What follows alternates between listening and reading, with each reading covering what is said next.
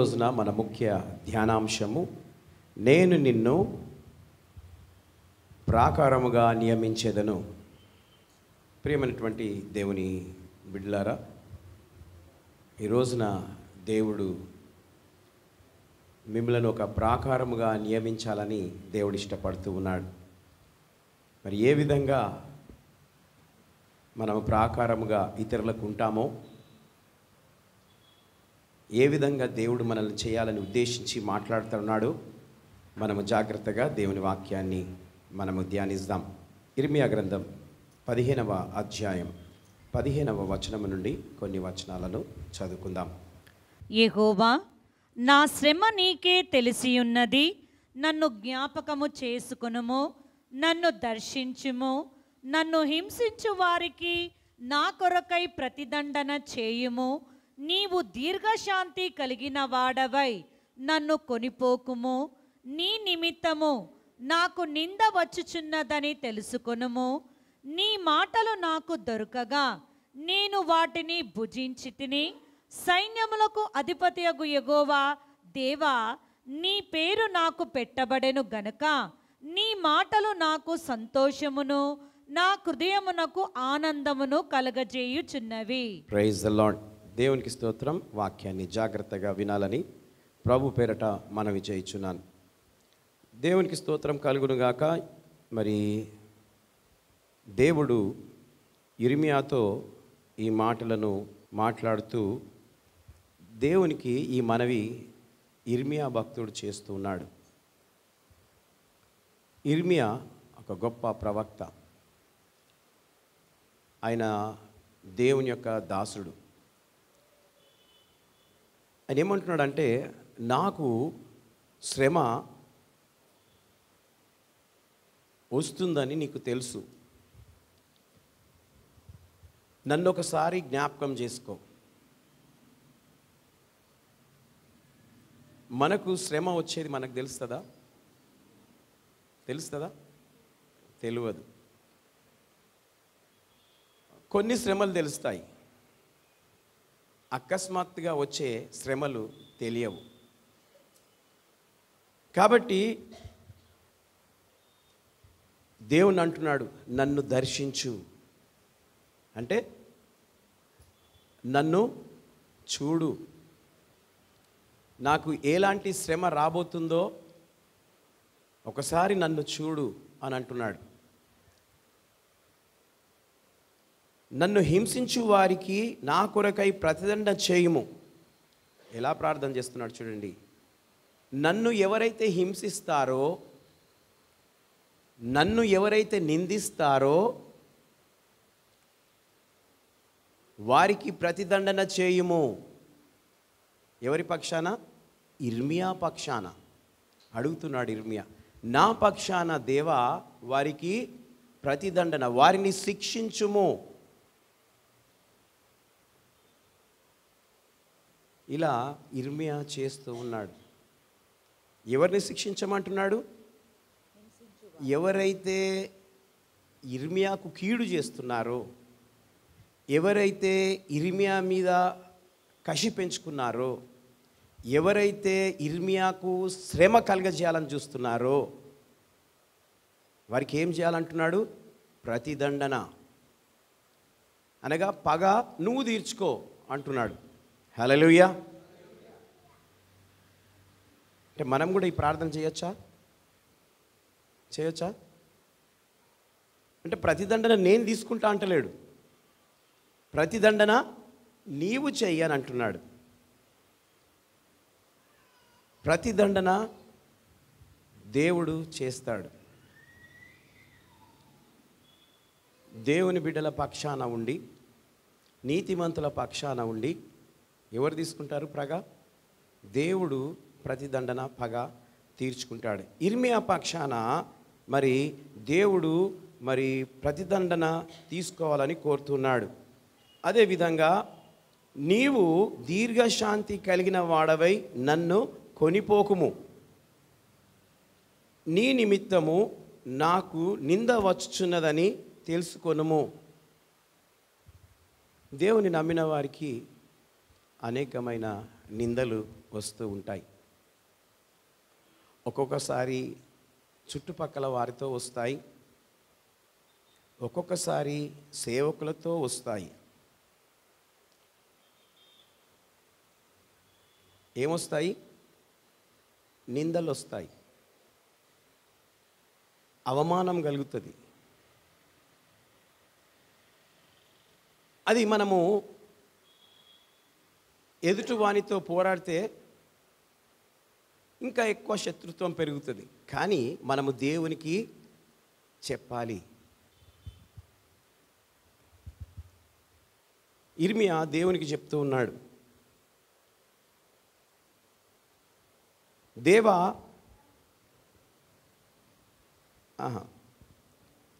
నీ మాటలు నాకు దొరకగా నేను వాటిని భుజించి తిని. దేవుని మాటలు ప్రజలకు దొరికినప్పుడు ప్రజలు ఏం చేయాలట? భుజించాలా. అన్నం ఎట్లా తింటావో వాక్యం అట్లా తినాలా. హల్లెలూయా. అన్నం మనం ఎట్లయితే తింటామో అట్లా ఈ ఆత్మీయ ఆహారాన్ని మనము తీసుకోవాలి. ఇప్పుడు మీకు అన్నం పెడుతున్నా, నేను వాక్యం అనే అన్నము మీకు పెడుతున్నాను. మీరేం చేయాలా? భుజించాలా. సైన్యంలోకి అధిపత్యకు యెహోవా, దేవా, నీ పేరు నాకు పెట్టబడెను గనుక నీ మాటలు నాకు సంతోషమును, నా హృదయమునకు ఆనందమును కలుగజేయుచున్నవి. హల్లెలూయా. చూడండి, ఇర్మియా ఈ మాటలు అంటున్నాడు, నీ మాటలు నాకు దొరుకుతున్నాయి కాబట్టి నేను వాటిని భుజిస్తూ ఉన్నాను. ఆ వాక్యము నాకు సంతోషమును, నా హృదయానికి ఆనందమును కలుగజేస్తూ ఉన్నాయి. మన హృదయము ఆనందముతో, సంతోషంతో ఎప్పుడు ఉంటుందంటే దేవుని వాక్యాన్ని వింటూ ఉంటే, దేవుని వాక్యాన్ని భుజిస్తూ ఉంటే మన ఆత్మ సరి అవుతూ ఉంటుంది. కాబట్టి దేవుని బిడ్డలారా, దేవుడు మరి ఈ మాటలను ఆయన మాట్లాడుతున్నాడు. 17వ వచనముగా, సంతోషించి వారి సమూహములో నేను కూర్చుండలేదు, నేను ఉల్లసింపలేదు. కడుపు మంటతో నీవు నన్ను పంపియున్నావు గనుక నీ హస్తమును బట్టి నేను ఏకాకినై కూర్చుంటిని. చూడండి, ఆ ఉత్సాహములో, ఆ సంతోషములో నేను లేను. నేను మనోవేదనతో, బాధతో నేను ఏకాకినై కూర్చుంటుని. ఒక్కొక్కసారి మనుషులమైన మనము అనేకుల చేత నిందించబడి, త్రోసివేయబడి, ఒంటరిగా కూర్చుంటూ ఉంటాం. అప్పుడు అన్ని ఆలోచనలు వస్తూ ఉంటాయి. ఎవరెవరు ఏ విధంగా నాతో మాట్లాడుతున్నారు, ఎవరెవరు ఏ విధంగా నన్ను దూషిస్తున్నారు, ఎవరెవరు ఏది విధంగా నన్ను నా మీద ఆలోచిస్తూ ఉన్నారు. ఎప్పుడు అందరితో సంబరంగా ఉన్నప్పుడు కనిపించేది తెలియదు. నువ్వు ఒంటరిగా కూర్చున్నప్పుడు నువ్వు ఏ విధంగా నువ్వు నడుస్తున్నావో, ఏ విధంగా మాట్లాడుతున్నావో, ఏ విధంగా ప్రవర్తిస్తున్నావో నీకు తెలియదు. జాగ్రత్తగా వినాలి. ఏ విధంగా నువ్వు మాట్లాడుతున్నావో, ఏ విధంగా నువ్వు ప్రవర్తిస్తున్నావో, ఏ విధంగా నువ్వు చూస్తున్నావో నీకు తెలియదు. నిన్ను గమనించే వారికి అందరికీ తెలుస్తుంది, నిన్ను చూసేవారికి అందరికీ తెలుస్తుంది. కాబట్టి ఎందుకు నాకు ఇట్లా జరిగింది, ఎందుకు నాకు హింస వచ్చింది, ఎందుకు నా మీద ఈ విధంగా ఆలోచిస్తున్నారు అని మనము ఆలోచించాలి. ఆలోచన లేకుండా వాక్యాన్ని వింటే నిష్ప్రయోజనం. ఒక్కొక్కసారి ఏకాంతంగా కూర్చొని దేవుని సన్నిధిలో ఎప్పుడైనా ఏమైనా అవమానమే కానీ, నిందనే కానీ, నీతో ఎవరైనా మాట్లాడకపోయినా కానీ దేవుని సన్నిధిలో కనిపెట్టాలి. ఎందుకు ఇట్లా అవుతుంది, ఎందుకు నా మీద ఈ విధంగా కుట్ర పన్నుతూ ఉన్నారు. పాపం ఇర్మియాకు ఎంత శ్రమ కలిగిందంటే అంత బాధను అనుభవించాడు ఇర్మియా, ఏడ్చాడు దేవుని సన్నిధిలో. అందుకే ఈ మాటలు దేవునికి తెలియజెప్తూ ఉన్నాడు. 18వ వచనం, నా బాధ ఎలా ఎడతెగనిది ఆయను, నా గాయము ఎలా ఘోరమైనదాయను, అది స్వస్థత నొందకపోవునేలా, నిశ్చయముగా నీవు నాకు ఎండమావుల వవుదువుగా, నిలువని జలమవుదువా. ఎలా ప్రార్థన చేస్తున్నాడు చూడండి, దేవునికి ఎలా ప్రార్థన చేస్తున్నాడో చూడండి. అంటే మన ప్రార్థన ఇలా రావాలి. మనం ఏదో చిన్నగా చేసేస్తాం, ప్రభా నాకు ఈ కష్టం వచ్చింది తీసేసేయి, విడమడిసి ప్రార్థన చేస్తూ ఉన్నాడు. అట్లా పోదు. ఆయన ఒక్కొక్క దాని గురించి దేవునికి విన్నవించుకుంటూ ఉన్నాడు. కాబట్టి మన ప్రార్థన కూడా ఆ విధంగా ఉండాలని దేవుడు వాక్యం ద్వారా మాట్లాడుతున్నాడు. 19వ వచనం, కాబట్టి యెహోవా ఇలాగు సెలవిచ్చెను, నీవు నా తట్టు తిరిగిన ఎడల నీవు నా సన్నిధిని నిలిచినట్లు నేను నిన్ను తిరిగి రప్పింతును. ఏవి నీచములో ఏవి ఘనములో నీవు గుర్తుపట్టిన ఎడల నీవు నా నోటి వలె ఉందువు. వారు నీ తట్టునకు తిరగవలెనని గాని నీవు వారి తట్టునకు తిరగకూడదు. ప్రైజ్ ద లార్డ్, హల్లెలూయా. ఈ మనుషులతో మాట్లాడే మాటలు ఏదో చెట్టుతోటో రాయితోటో మాట్లాడే మాటలు కావు, ఇవి మనిషితో మాట్లాడే మాటలు. ఇర్మియా దేవునికి తన విన్నపాన్ని తెలియజేస్తూ మాట్లాడుతూ ఉన్నాడు. కాబట్టి యెహోవా ఈలాగు సెలవిచ్చెను, దేవుడు ఇర్మియాతో మాట్లాడుతున్నాడు. నీవు నా తట్టు తిరిగిన ఎడల నీవు నా సన్నిధిని నిల్చున్నట్లు నేను నిన్ను తిరిగి రప్పింతును. దేవుని యొక్క సన్నిధికి తిరిగి నేను నిన్ను రప్పిస్తాను. ఇర్మియా, నీవు నా తట్టు తిరగాలి. హల్లెలూయా. ఏ మనిషి తట్టు తిరగకూడదు, నీవు నా తట్టు తిరగాలి. నేను నిన్ను సృజించిన యెహోవాను, యేసయ్యను. ఎప్పుడైతే నీవు నా తట్టు తిరుగుతావో నా సన్నిధిని నిలుచు భాగ్యమును నేను నీకు తిరిగి ఇస్తాను. హల్లెలూయా. అవునండి, మనమందరం దేవుని సన్నిధిలో ఉండాలి. దేవుని యొక్క సన్నిధిలో ఉంటూ ఆయన వాక్యాన్ని మనము భుజించాలి. ఏవి నీచములో ఏవి ఘనములో నీవు గుర్తుపట్టిన ఎడల నీవు నా నోటి వలె ఉందువు. హల్లెలూయా.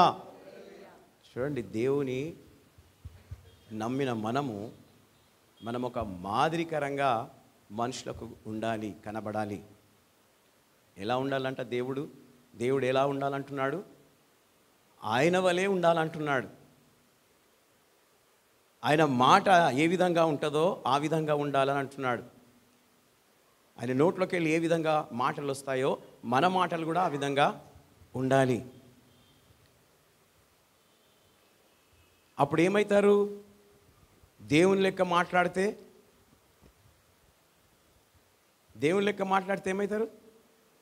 దేవుని సేవకులైతారు, దేవుని బిడ్డలు, దేవుని కొడుకులైతారు.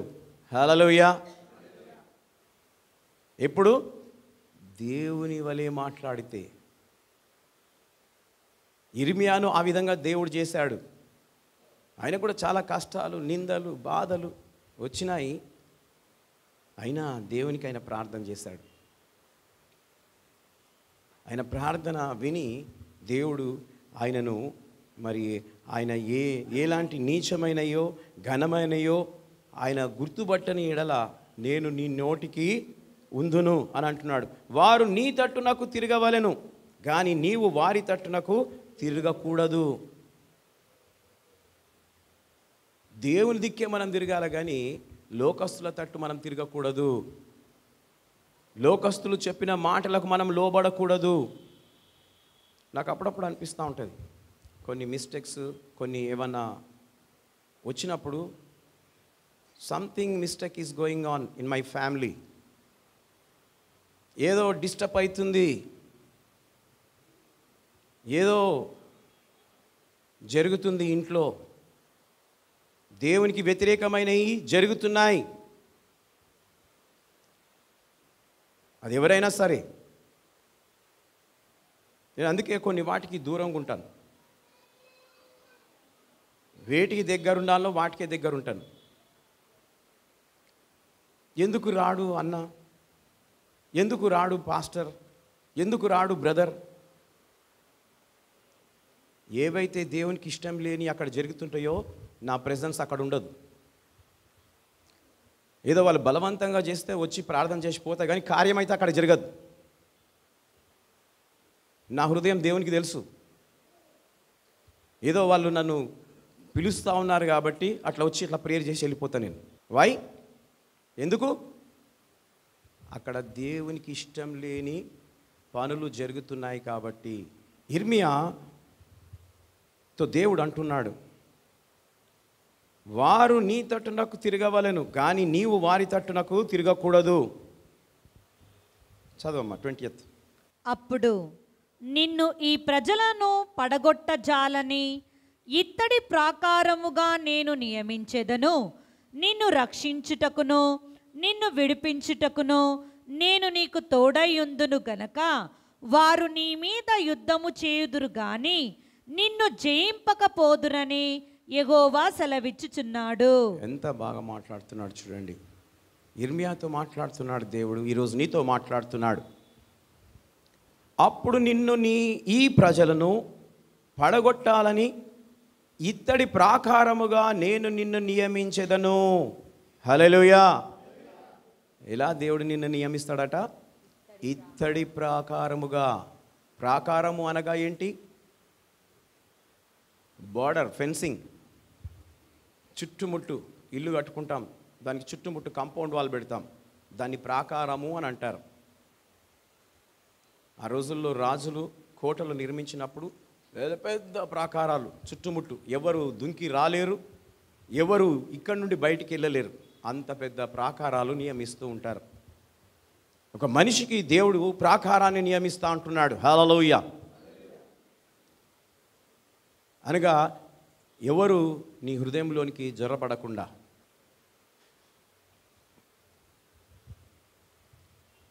అది కాకుండా నిన్ను రక్షించుటకును నిన్ను విడిపించుటకును నేను నీకు తోడయ్యుందును గనుక వారు నీ మీద యుద్ధము చేయుదురు గాని నిన్ను జయింపలేకపోవురని యెహోవా సెలవిచ్చుచున్నాడు. నీతో యుద్ధము చేస్తారట, అయినా వారు జయించలేరు. హల్లెలూయా. వారు ఎన్ని రకాలుగా యుద్ధం చేయాలని ప్రయత్నం చేసినా వారు మాత్రం జయించలేరు. ఎందుకు? ఇత్తడి ప్రాకారము నీ చుట్టూ ఉన్నది. దేవుడిస్తున్న ఇత్తడి ప్రాకారము నీ చుట్టూ ఉన్నది. హల్లెలూయా. దేవుణ్ణి అడగాల, అయ్యా నీ ఇత్తడి ప్రాకారము నా చుట్టూ పెట్టు, నన్ను ఎవరు జయించొద్దు, నేను నీ తట్టే ఉంటా, నేను వాళ్ళ తట్టు నేను తిరిగా. కాబట్టి దేవునికి స్తోత్రం. అన్య ఆచారాలు, అన్య పద్ధతులు చాలామంది క్రైస్తవులు, దేవుని నమ్ముకున్న వారు చేస్తూ ఉన్నారు. దానికంతా దేవుడు లెక్క కడతాడు. ఏం కాదు, ఇప్పుడు మంచిగా గ్రాండ్గా అయితే దావత్, దానికంత లెక్క దేవుని దగ్గర ఉంటుంది. ఏవి మంచివో ఏవి చెడ్డవో గ్రహించి చేయాల. కాబట్టి దేవునికి స్తోత్రం కలుగును గాక. దేవుని బిడ్డలారా, ఇర్మియాతో దేవుడు ఈ మాటలు మాట్లాడుతున్నాడు. 21వ వచనం.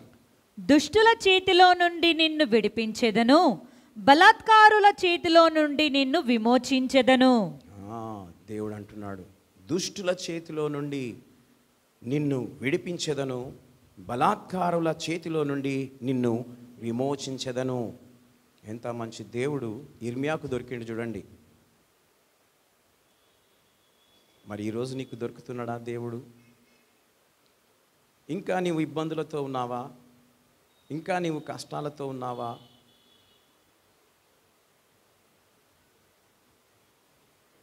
నిన్ను విడిపిస్తానని దేవుడు అంటున్నాడు, నీకు జయమునిస్తానని అంటున్నాడు. కాబట్టి ఇర్మియాకు తోడైన దేవుడు మనకు కూడా తోడై ఉన్నాడు. హల్లెలూయా. కాబట్టి దేవుడు ఈ యొక్క ఇత్తడి ప్రాకారముగా మరి మనకు ఉంటానని మాట్లాడుతున్నాడు. అదే విధంగా 1 సమూయేలు గ్రంథం 25వ అధ్యాయం 15-16 వచనాలు. అయితే ఆ మనుషులు మాకెంతో ఉపకారము చేసి ఉన్నారు. మేము పొలములో వారి మధ్యను సంచరించినంతసేపు అపాయము కానీ నష్టము కానీ మాకు సంభవింపనే లేదు. మేము గొర్రెలను కాయుచున్నంతసేపు వారు రాత్రింపగలు మా చుట్టూ ప్రాకారముగా ఉండిరి. వారు పొలంలో పనిచేస్తూ ఉన్నారు. అప్పుడు ఏ అపాయము ఏది కూడా నష్టము సంభవించలేదు. ఎందుకు? ఏముందంట వారి చుట్టూ? ఏముందట? మేము గొర్రెలను కాయిచున్నంతసేపు వారు రాత్రింబవళ్ళు మా చుట్టూ ప్రాకారముగా ఉండిరి. ఎవరున్నారంట? ప్రాకారముగా మనుషులు ఉన్నారు. కాబట్టి ఏమీ కూడా వారికి నష్టము కానీ కష్టము కానీ రాలేదు. కాబట్టి దేవుణ్ణి మనము ప్రాకారముగా మనము పెట్టుకోవాలి. అప్పుడు మనము దేంట్లో కూడా నశించిపోకుండా దేవుడు కాపాడుతూ ఉంటాడు, రక్షిస్తూ ఉంటాడు. ఇప్పటి వరకు సిస్టర్ విజయ సాక్ష్యం చెప్పింది. కొన్ని సంవత్సరాల కిందట రక్షింపబడ్డారు, బ్యాప్టిజం తీసుకుంది. కానీ భర్త ఇప్పటి వరకు మారలేదు సరిగ్గా, అంత సగం సగమే ఉన్నాడు. చూసిరా అండి?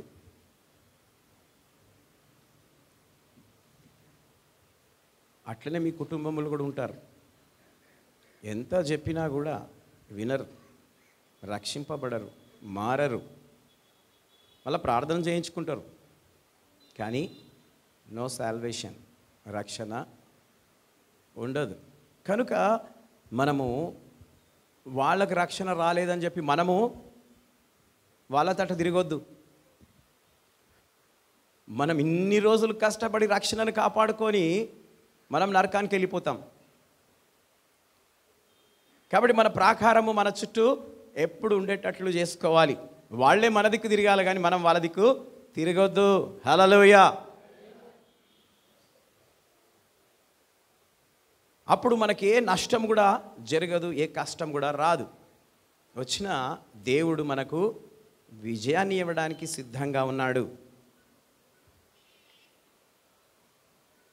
మొదటిది, దేవుడు చేత నీవు కాపాడబడదు. రెండవది, అపాయము కానీ నష్టము కానీ నీకు సంభవింపకుండా నీవు రక్షింపబడదు. మూడవది, యెహెజ్కేలు గ్రంథం 22వ అధ్యాయం 30వ వచనం.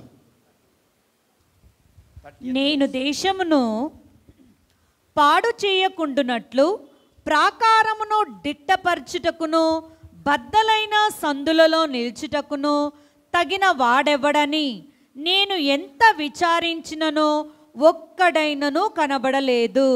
నేను దేశమును పాడు చేయకుండానట్లు, దేశాన్ని పాడు చేయకుండా దేవుడు ఏం చేస్తున్నాడంట?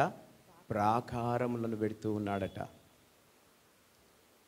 మన భారతదేశాన్ని కాపాడడానికి దేవుడు నీతిమంతులైన మనలను ప్రాకారంగా పెడుతూ ఉన్నాడు. హల్లెలూయా. మనకు స్వాతంత్ర్యం వచ్చి 75 సంవత్సరాలు పూర్తి చేసుకున్నాం.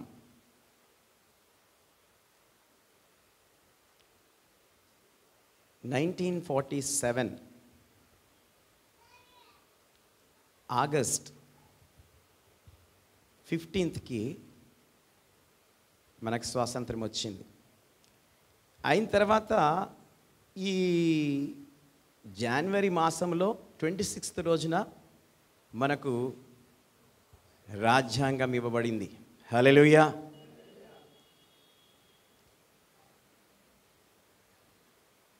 దేవునికి మహిమ కలుగును గాక. ఈ దేశము కాపాడబడుతుందనంటే మనలాంటి నీతిమంతులు ఉన్నారు కాబట్టి దేశానికి ప్రాకారంగా మనం ఉంటున్నాం. అయితే ఇక్కడ బద్దలైన సందులను నిలుచుటకును తగిన వాడెవడును నేను ఎంత విచారించినను ఒక్కడైనను కనబడలేదు. యెహెజ్కేలు దేవుడు తోడుగా ఉన్నాడు కాబట్టి ఇజ్రాయెల్ ప్రజలను కూడా చాలామంది హతమార్చబడ్డారు, చంపబడ్డారు అనేక రాజుల చేత. యెహెజ్కేలుకు దేవుడు తోడుగున్నాడు కాబట్టి దేవుడు ఆయనకు వాక్కును పంపి చనిపోయిన వారిని లేపే శక్తి ఆయనకి ఇచ్చాడు. హల్లెలూయా. ఎవరికి? యెహెజ్కేలుకు తన వాక్కును పంపి అతని ధైర్యపరిచినాడు. యెహెజ్కేలు, నువ్వు చచ్చిపోయిన వాళ్ళ దగ్గర పోయి ప్రార్థన చేయి, ప్రవచించు, చనిపోయిన వారు లేస్తారు. ఆ శక్తిని మీకు ఇచ్చిండు అనుకోండి, ఏం చేస్తారు? లేపుతారా, చంపుతారా? మీ ప్రార్థనలో శక్తి ఉంటే లేపగలుగుతారు. హల్లెలూయా. చచ్చిపోయిన దగ్గర పోయి లేస్తాడో లేవడో? లేవు అంటే ఆహా ఎంత మంచిగా ప్రార్థన చేస్తున్నావు, ఇంకా మంచిగా పండుకుంటా అంటాడు. అంటే నీ ప్రార్థనలో పవర్ లేదు.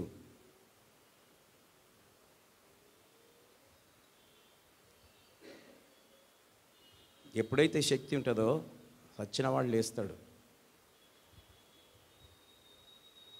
కాబట్టి బద్దలైన సందులలో నిలుచుటకును తిరిగి వాడెవడను నేను ఎంత విచారించినను ఒక్కడైనను కనబడలేదు. ఎందుకు అనంటే తన చుట్టూ ప్రాకారాన్ని దేవుడు పెట్టాడు కాబట్టి ఎవ్వరు శత్రువులు కనబడకుండా మాయమైపోయినారు.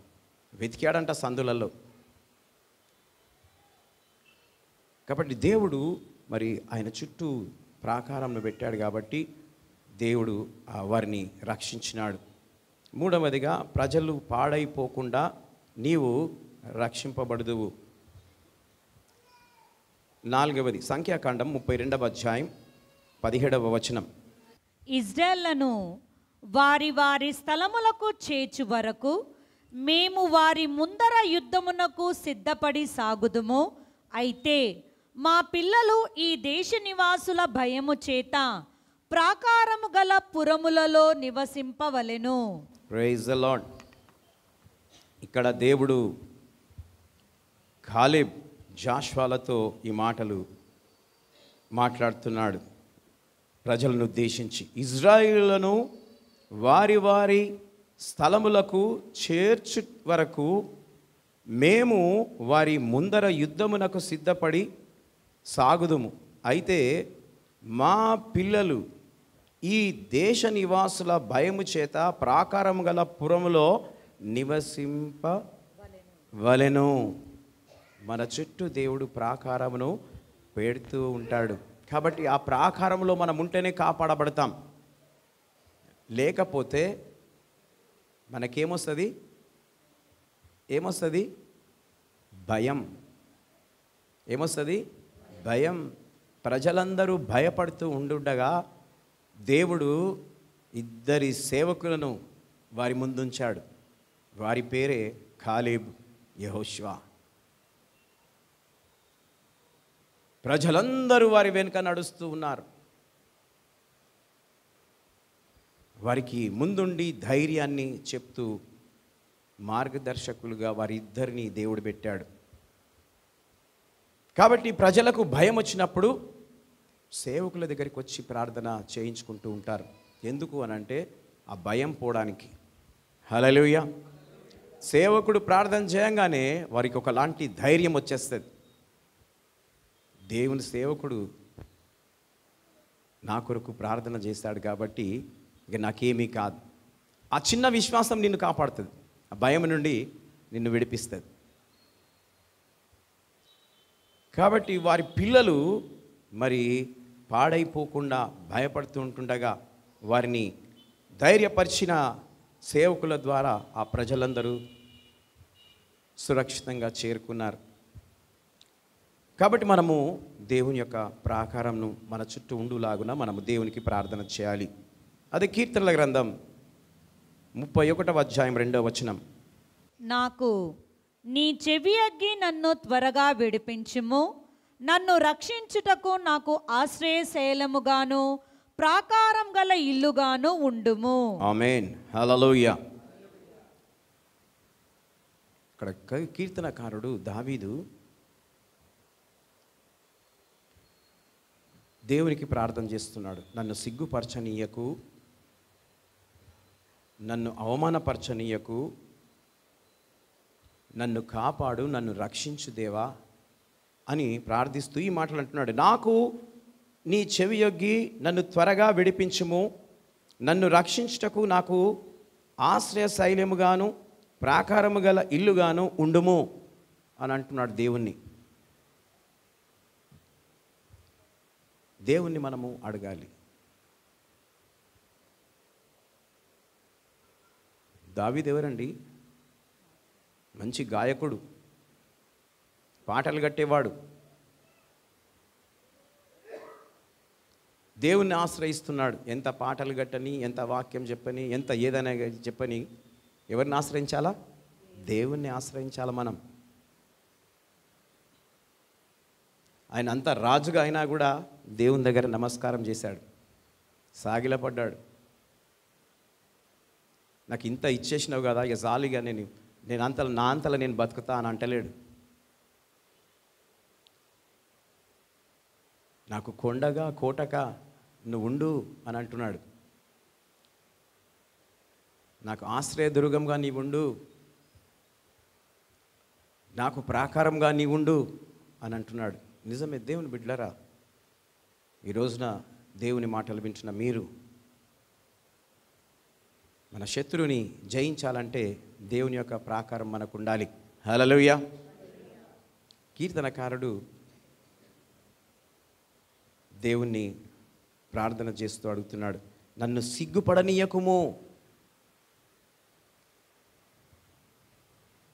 సిగ్గుపడనీయకుండా దేవుడు చేస్తాడు.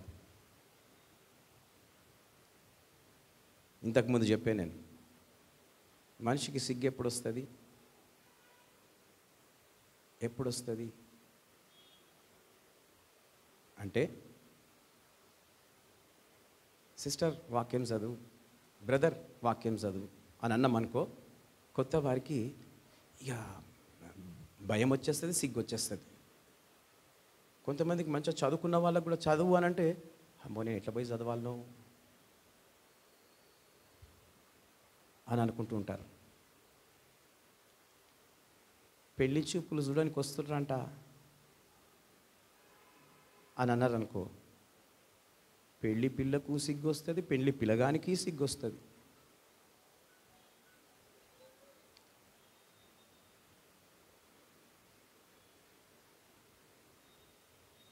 ఫెయిల్ అయిపోయినారు అనుకో, అందరి ముందర లేచి నిలబడాలంటే సిగ్గు అవుతుంది. పాస్ అయితే నిలబడతారు, ఫెయిల్ అయితే నిలబడలేరు. ఏదైనా అవమానం జరిగితే సిగ్గు, నిలబడలేరు. అప్పుడు ఎవరు ఉండాలి నీకు ప్రాకారంగా? దేవుడు ఉన్నాడు కాబట్టి నువ్వు నిలబడ్డావు. ఓ విశ్వాసి,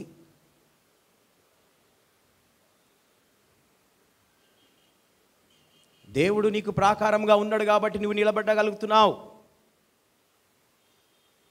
అది నీకు తెలుస్తుందా? దేవుడు ప్రాకారంగా ఉన్నట్టు ఈరోజు దేవుడు మాట్లాడుతున్నాడు నీతో. నీకు ఎన్నో నిందలు వచ్చిండొచ్చు, ఎన్నో బాధలు వచ్చిండొచ్చు, ఎన్నో కష్టాలు వచ్చిండొచ్చు, నిన్ను దూషించిండొచ్చు, నీ శత్రువులు నీ మీద తిరగబడి ఉండొచ్చు, నీ ఉద్యోగం పోయిండొచ్చు. కానీ నువ్వు సిగ్గుపడకుండా దేవుని ప్రాకారమును కలిగి నీవు ధైర్యంగా జీవిస్తున్నావు, సింహం వలె. హల్లెలూయా. దేవుడు నీ చుట్టూ ఆయన ప్రాకారం పెట్టాడని గమనించు. ఒకవేళ నీకు ప్రాకారం లేకపోతే ఈ రోజున దైవజనుడైన ఇర్మియా అడిగినట్లు దేవుని అడుగు, నాకు ప్రాకారంను దయచేయి. దేవుడు నీకు ప్రాకారం ఇస్తాడు. 5వదిగా, ప్రజలను శత్రువు అనగా సాతాను వాడి పన్నాగాల నుండి రక్షింపబడతాడు. మొదటిది, దేవుడు చేత నీవు కాపాడబడుట. రెండవది, అపాయము కానీ నష్టము కానీ ప్రజల నుండి సంభవించినప్పుడు దేవుడు నిన్ను కాపాడుతాడు. మూడవది, ప్రజలు పాడైపోకుండా నీవు నన్ను కాపాడుతావు. నాలుగవది, ప్రజలను భయము నుండి ధైర్యముగా ఉండేటట్లు దేవుడు చేస్తాడు. 5వది, ప్రజలను అనగా శత్రువు సాతాను నుండి వాని పన్నాగాల నుండి దేవుడు నిన్ను రక్షిస్తాడు.